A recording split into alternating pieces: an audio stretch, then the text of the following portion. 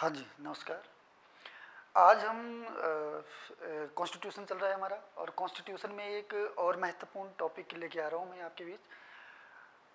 अनुसूचियों के बारे में हम बात करेंगे। शेड्यूल कितनी है संविधान में, और कौन कौन सी हैं, और मूल संविधान में कितनी थी और वर्तमान में कितनी है, इस सब के बारे में हम आज डिस्कस करेंगे। शेड्यूल के बारे में, जब मूल संविधान बना था 1949-50 में, तो संविधान में जो आर्टिकल्स थे वो 395 थे, और पार्ट्स, भाग जो थे, भाग थे 8।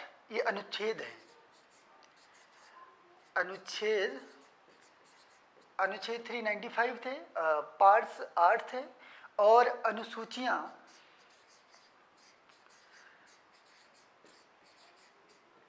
अनुसूचियां थी 8। ठीक है, नहीं सॉरी, भाग थे, भाग हैं 22/25। 22/25 में अंतर क्या है, ठीक है, अभी बताता हूँ मैं तुम्हें। इसमें 22 भाग, जैसे पार्ट्स हैं किसी भी सब्जेक्ट की। कोई भी किताब ले लीजिए आप, या मान के चलिए साइंस की किताब ले लीजिए, या मैथ्स, किसी भी सब्जेक्ट की किताब ले लीजिए, वो पार्ट्स में डिवाइड होती है। जैसे साइंस के ले लीजिए तो physics, chemistry, biology, geology, social science, बहुत सारे पार्ट्स में डिवाइड है साइंस। ऐसे ही हमारा जो संविधान है वो बहुत सारे या 22 भागों में डिवाइड है, 22/25 भागों में डिवाइड है। 22/25 कैसे, जैसे 1 2 3 4 5 6 7 8 9, ऐसे ऐसे 22 भाग हैं संविधान के। 22 पार्ट्स हैं ऐसे। लेकिन जो चौथा वाला है, एक 4 का ए पार्ट्स भी है, और 9 वाला जो पार्ट्स है, या 9वां जो भाग है, वो 9A और 9B है। इसका मतलब 22 पार्ट्स तो ये हैं, 1 2 3 4 5 6, ऐसे 22 पार्ट्स है। लेकिन एक चौथा हो गया 23, एक 9A, चौथा ये हो गया 23, 9A हो गया 24, और 9B हो गया 25। ऐसे कितने पार्ट्स है? 25 पार्ट्स है। एग्जाम में आएगा तो 22 ही पार्ट्स है, 22 ही भाग है संविधान में। अनुच्छेद 395 है, 395 है। पहले भी 395 थे मूल संविधान में, और आज भी 395 है। अंदर क्या है? आज लगभग 450 प्लस या 470 के आसपास आर्टिकल हो गए, लेकिन 395 में कोई अंतर नहीं हुआ है। जैसे 1 नंबर का आर्टिकल था, तो 1 नंबर के आर्टिकल में ही अगर हमें संशोधन करना है तो दूसरा आर्टिकल नहीं जोड़ सकते, क्योंकि इसके बाद सीधे 2 है, इसके बाद 3 है अनुच्छेद। तो हम क्या करेंगे, आर्टिकल 1 का ए जोड़ देंगे, आर्टिकल 1 का बी जोड़ देंगे। ऐसे ऐसे अगर हम गिनेंगे, ऐसे भाग अगर हम गिनेंगे आर्टिकल के, तो 450 से ज़्यादा है। इतना समझ में आ गया? और मूल संविधान में 395 है, अभी भी 395 है। अगर ऑप्शन में 395 नहीं होगा तो 400 प्लस 470 के आसपास आर्टिकल हो गई। ठीक है। अनुसूचियां पहले 8 थी मूल संविधान में। 1949 या 50 में, 1949 में बनके तैयार हुआ था, 1950 में लागू हुआ था संविधान। तो मूल संविधान में अनुसूचियों की संख्या थी 8, और प्लस 4 हो गई है। वर्तमान में अनुसूचियों की संख्या है 12। वर्तमान में अनुसूचियों की संख्या कितनी है? 12। आज हम इन्हीं के बारे में बात करेंगे, कौन कौन सी अनुसूची कब जुड़ी, किस अनुसूची में क्या है, जरा देखिए। ठीक है, अनुसूचियां भारतीय संविधान की अनुसूचियां। ठीक है, हम पहली अनुसूची की बात करते हैं। पहली अनुसूची में क्या है? पहली अनुसूची में भारत के बारे में बताया गया है। संघ क्या है, भारत का जो भारत संघ के बारे में बताया गया है। भारत कैसा है, कितने उस भारत में राज्य हैं, और कितनी यूटीज है, यूनियन टेरिटरीज हैं, केंद्र शासित प्रदेश है। अगर हम भारत का ओवरव्यू देखें, या कोई विदेशी व्यक्ति भारत के संविधान को पढ़े, तो उसको पहली अनुसूची में या स्टार्टिंग के आर्टिकल्स ले लीजिए, या स्टार्टिंग का पार्ट्स ले लीजिए। उसमें संघ के बारे में बताया गया कि भारत कितने राज्यों से मिलकर बना है, कितने वहाँ पे केंद्र शासित प्रदेश हैं, या कितने राज्य हैं। वर्तमान में 28 राज्य हैं और 9 केंद्र शासित प्रदेश हो। याद है, पहले 29 थे और ये 7 थे। जम्मू कश्मीर का जब विलय भारत में हो गया है पूर्ण रूप से, तो जम्मू कश्मीर के 2 हिस्से लद्दाख और जम्मू एंड कश्मीर क्या बन गया है, केंद्र शासित प्रदेश बन के 2 प्लस हो गया है और 1 कम हो गया है, -1, 28 राज्य हो गए। ठीक है, इनके बारे में बताया गया है पहली अनुसूची में। अगर एग्जाम में आए पहली संघ और राज्यों के बारे में कौन सी अनुसूची बात करती है, तो पहली अनुसूची बात करती है। ठीक हो गया, पहली अनुसूची में ये है। अब देखेंगे दूसरी अनुसूची।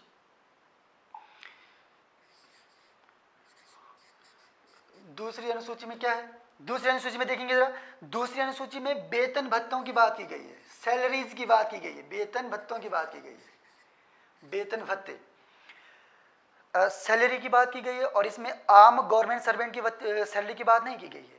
बड़े बड़े जो राजनीतिक पद हैं, राष्ट्रपति, उपराष्ट्रपति, उपराष्ट्रपति मतलब राज्यसभा का सभापति, अभी जब आगे पढ़ेंगे हम उपराष्ट्रपति के बारे में, उच्च न्यायालय के न्यायाधीश, मुख्य न्यायाधीश, हाई कोर्ट के न्यायाधीश, सीजीआई या बहुत सारे जो ऊंचे ऊंचे राजनीतिक पद हैं, उनके सैलरी के बारे में बात की गई है। अभी 1.5-2 साल पहले सैलरी में परिवर्तन हुआ है। सबसे ज़्यादा सैलरी किसकी है वर्तमान में, राष्ट्रपति की, और जिस पर कोई टैक्स नहीं लगता है। 5 लाख रुपए भारत में सबसे ज़्यादा सैलरी राष्ट्रपति की है, 5 लाख रुपए, जिस पे कोई टैक्स नहीं लगता। तो इस दूसरी अनुसूची में क्या बताया गया है, वेतन भत्तों के बारे में बताया गया है, ऊंचे ऊंचे राजनीतिक पदों के, सरकारी कर्मचारियों के बारे में नहीं बताया गया है, या गवर्नमेंट सर्वेंट के वेतन भत्तों के बारे में नहीं बताया गया है, बल्कि बड़े बड़े राजनीतिक पदों के वेतन भत्तों के बारे में बात की गई है। ठीक हो गया। अब है तीसरी अनुसूची। तीसरी अनुसूची में क्या है जरा देखिए, तीसरी अनुसूची में है शपथ, शपथ और टेकिंग प्रोसेस। तीसरी अनुसूची में है शपथ के बारे में। जब भी कोई राजनीतिक पद या जब भी कोई चुनाव होता है, चुनाव के बाद जब चुनकर सरकार आती है, तो उनकी शपथ होता है कि शपथ और टेकिंग प्रोसेस जो होता है, इसके बारे में यहाँ लिखा गया कौन किसको शपथ लेगा, कौन किसको शपथ दिलाएगा, इसके बारे में यहाँ तीसरी अनुसूची में कहा है। हाँ, एग्जाम में आता है अनुसूची 3 में किसके शपथ के बारे में बात नहीं की गई है, अनुसूची 3 में किसके शपथ के बारे में नहीं बात की गई है। तो अनुसूची 3 में भारत के राष्ट्रपति के शपथ की बात नहीं की गई है, उपराष्ट्रपति और राज्यपाल, ये 3 व्यक्तियों या ये 3 जो पद हैं, इन 3 पदों के शपथ के बारे में अनुसूची 3 में नहीं दिखा गया। जब हम राष्ट्रपति पढ़ेंगे तो राष्ट्रपति का शपथ आर्टिकल 60 में है, उपराष्ट्रपति का शपथ 69 में है, 69 में है, और राज्यपाल के शपथ का वर्णन 159 में है। ये आर्टिकल्स है। ठीक है जी। अनुसूची 3 में क्वेश्चन आएगा, अनुसूची 3 में किन किन पदों या किन व्यक्तियों के शपथ की बात नहीं की गई है, तो राष्ट्रपति के, उपराष्ट्रपति के और राज्यपाल के। जब हम राष्ट्रपति पढ़ेंगे तो आर्टिकल 60 राष्ट्रपति के शपथ की बात करता है, आर्टिकल 69 उपराष्ट्रपति के शपथ की बात करता है, और आर्टिकल 159 राज्यपाल के शपथ की बात करता है। अनुसूची 3 समझ में आ गया। अब हम देखेंगे अनुसूची 4। अनुसूची चौथी अनुसूची में क्या है, चौथी अनुसूची में बताया गया है राज्यसभा में सीटों का बंटवारा या प्रतिनिधित्व।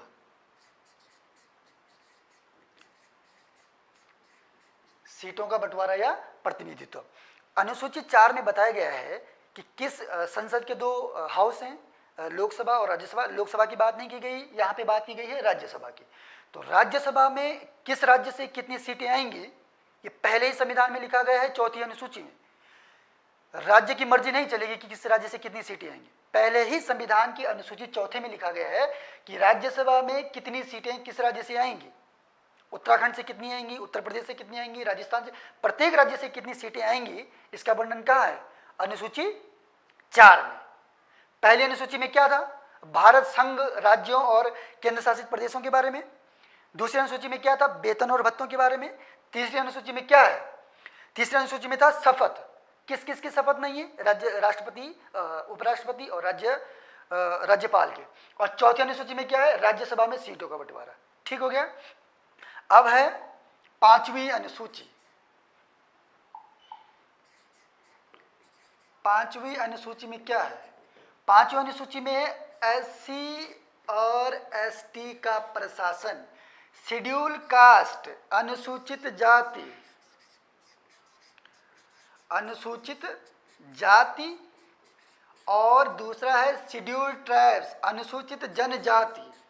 अंतर क्या है जिनमें?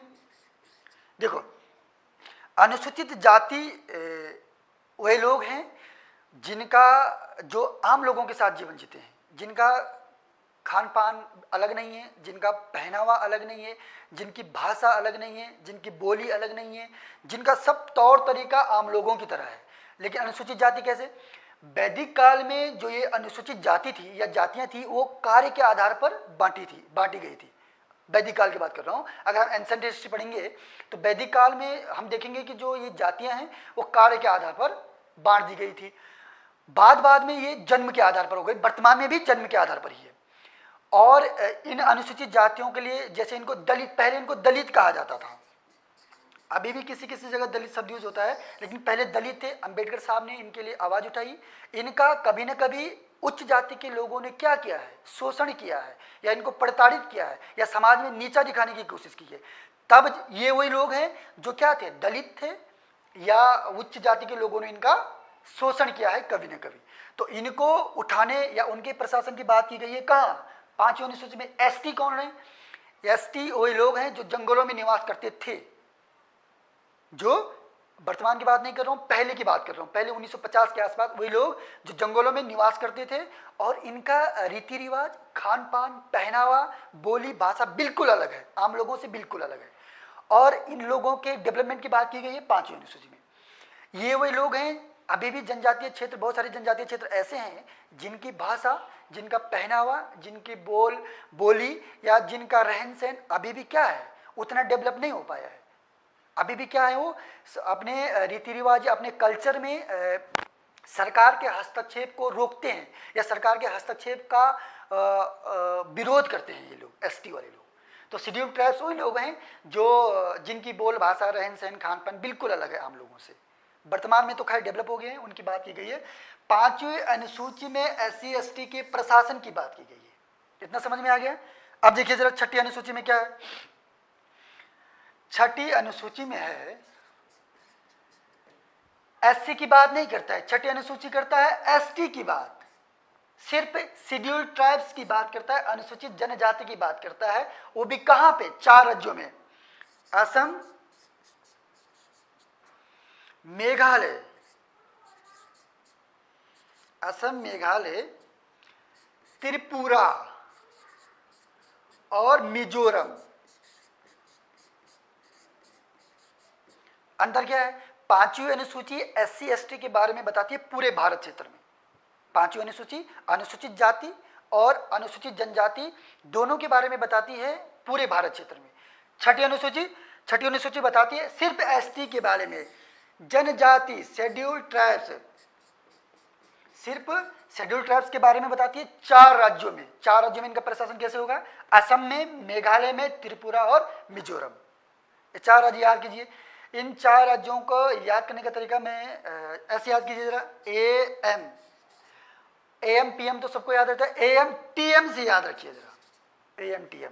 हाँ, मिजोरम और मणिपुर में कंफ्यूजन हो जाता है, लेकिन मणिपुर नहीं है, मिजोरम है, इनको तो याद रखिए जरा। 6ठी अनुसूची क्या बताती है? एसटी जनजातीय क्षेत्र के बारे में। किस किस के लिए? असम, मेघालय, त्रिपुरा और मिजोरम, इन 4 राज्यों में। ठीक हो गया। अनुसूची 7 वेरी वेरी इंपॉर्टेंट है। 7वीं अनुसूची,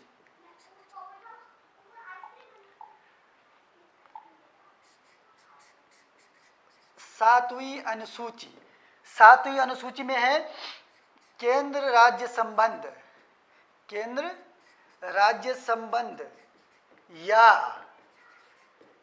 केंद्र राज्य संबंध या केंद्र राज्य के बीच शक्तियों का बंटवारा, डिस्ट्रीब्यूशन ऑफ पावर। ठीक हो गया।